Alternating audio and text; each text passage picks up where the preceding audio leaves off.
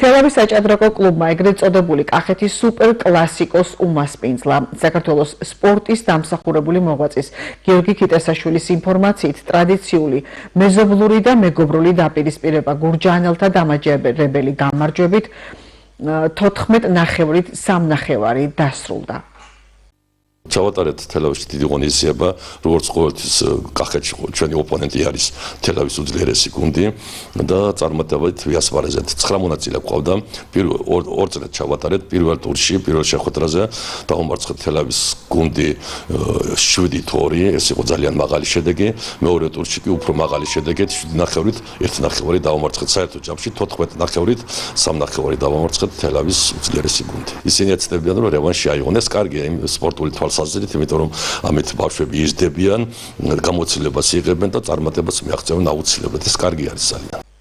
გამოშვებას რეგიონის გარეთ განვითარებული მოვლენებით განვაგრძობთ.